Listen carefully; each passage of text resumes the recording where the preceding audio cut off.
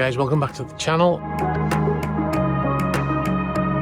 Welcome to Imperia in Italy, and this is Yacht Starlust behind us, we're going to have a look at in a minute.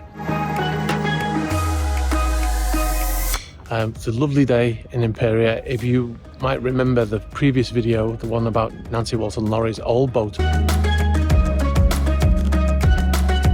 that was here at the time. I got absolutely soaked in a thunderstorm. Oh, this is not supposed to happen. This is why I came to Italy. Very unusual for me to get caught out like that, but yeah, happens. But it's a much nicer day today. We were here for the sunrise, so we got some really nice footage of the boats as the sun was coming up, and a boat out at anchor as well. But yeah, so we're here in Imperia in much better weather conditions than last time.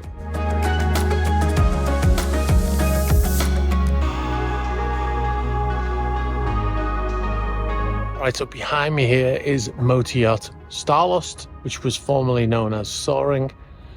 Now this yacht was built by Aberking and Rasmussen and delivered in 2020, and was sold. It was immediately put up for sale. I vlogged a few times about it in Genoa. It was laid up in Genoa for quite a while. Now we're in Imperia, but the boat is renamed after being sold. They've emptied the contents of the tender garage, I think is where it's come from, onto the quayside for some reason. It's possible that maybe they're getting their tender back today and they're moving all this stuff, I don't know. But they brought it all out earlier. The crew were bringing it all out in a chain. So yeah, but this is the new home for this boat apparently. Was at the Monaco Yacht Show. It was out at anchor at the Monaco Yacht Show. I don't know whether that means it's for sale again, or they just were in Monaco at that same time. So you can see the crew there having a morning meeting, the deckhands and the deck crew having their morning meeting on the stern of the boat, which is pretty common, pretty standard. That just gives you an idea. If you needed the confirmation of what time it was in the morning, then there's your confirmation that it's before 8 a.m. You can see they've got the shore power connected here. They've got some sort of converter box. I saw this in Genoa actually. It was wrapped in cling film. And then you've got a fresh water supply here. There's also these cables are protected in a bag, which is suspended from the passerelle. And you've got a little thing on the passerelle there. So if you want to get their attention, you press a button and then it'll ring probably on the bridge in the mess. And then they can answer and they can say, oh, I've got provisions delivery or something. Because there's a provisions truck over there. So I don't know whether they're going to deliver to Starlust. Unusual name for a boat, but you know, similar to Soaring. Even the S on the Starlust is similar to the old S of the Soaring name. Now, apparently, this boat is owned by a Russian Ivan Shabalov. So interesting that the boat is here, all things considered.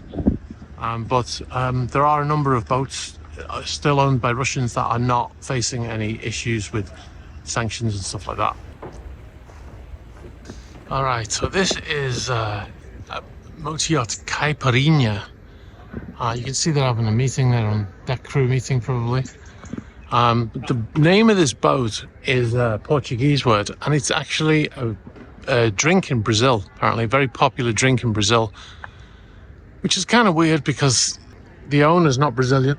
Maybe it's his favorite drink, but because the owner is a chap called Samuel Tak Lee, and he's actually owns a lot of real estate in London, office real estate and stuff like that. So he rents it out to companies and stuff like that. And according to Forbes, he's valued at $3.6 billion. So he's doing quite well. One of the things I've noticed is that this appears to be wrapped. This is a wrap. It's a matte wrap. It's very unlikely to be painted because you wouldn't paint the vessel matte colour like that. And on one side of the boat, it's got a picture of a bear, which is a polar bear, which is a bit weird as well.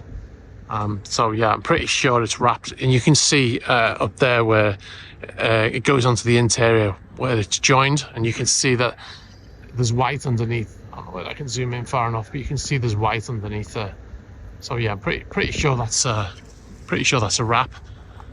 I'm not sure I like it. It's probably white underneath, so it just protects the paintwork at least. So we're making our way around the marina. This is an unusual boat. It's built by Arcadia, but it's got a strange wheelhouse on it. Look at the shape of that wheelhouse. It almost reminds me of a tugboat, but it's like a futuristic style tugboat wheelhouse. Yeah, that's an interesting one. Now look at this for new and old. You got this brand new thing here, or very new, modern, and then we've got this here. This is Bystander of Man, which is an interesting name for a vessel. Now we did a whole video about this. This boat precedes World War II. It's got a very interesting history. It was owned by admirals of the Royal Navy in the UK. And yeah, it has a very interesting history, but I did a whole video, almost a whole video on this boat, so I'm not going to talk about it all again, but I'll put a link in the top corner and in the description so you can go and find it. And I've got some really nice footage of it and basically give you the whole history of it, from going back to the 1930s, I think, or early 1940s. But this was actually involved in World War II. It was taken into the Royal Navy during the war, and it did like patrols on rivers and stuff within the UK. So what you'll notice from Lady M is there's no security anymore. When I came here last year, I had security car parked on the side here, and at one point they were looking up at my drone and radioing, and police turned up and stuff. It was a bit of a disaster for me personally, but you can see a guy out on deck there cleaning the deck. I'm not going to zoom in, I don't want to get his face. He's wearing a mask actually, but so there's some people, there's some movement on board, some work going on. That's something different, but like I said, no security any longer. So it would appear that the Italians have, they've accepted that the boat's not going to leave. Like I said, there's a Coast Guard and a military station over there, guarded at Finanza, so they wouldn't get very far. They've got armed boats, so if they tried to escape, they would get spotted fairly quickly. That's probably why they've decided to not have the car here any longer. Also, the owner, Alexei Mordozhov, who owns Yacht Nord, that massive boat that's out in Russia, he is probably paying the bills now. Now, originally the Italian government was paying the bills for all of the arrested vessels, but as we know with Scheherazade in Marina de Carrara, that vessel is now being paid for by the owner, whoever the registered owner is. And this boat here is owned by Alexei Mordozhov, who's Russian, who's under sanctions, so it's possible, likely even, that the boat is now being paid for by Alexei Mordozhov. And hence they feel that they don't need to have that security here any longer. Since the sanctions began, he's been very pro. He did describe it as a bad thing initially, but he's done a lot since then to profiteer from the war. I'll put some information in to give you a list of what's done, because one of the things that we see a lot in the comments is people saying it's terrible that people are, just because they're Russian, they're getting put on this list. It's not just because they're Russian. I just showed you Yacht Starlust over there is owned by a Russian, and he's not under sanctions. It's all to do with the person generally. It's to do with how the person is potentially profiteering from the war. And Alexei Mordozhov is, according to data that we've received, he also apparently has lost $8 billion since the war started. $8 billion. Lady M is one of the first yachts to be arrested in Italy in March of 2022, and she's been here ever since. On the same day, the boat Lena was arrested in San Remo, and they were two of the first yachts to be affected by the sanctions. Mordozhov has also had a villa I believe in Sardinia. He's also had that confiscated by the Italian government.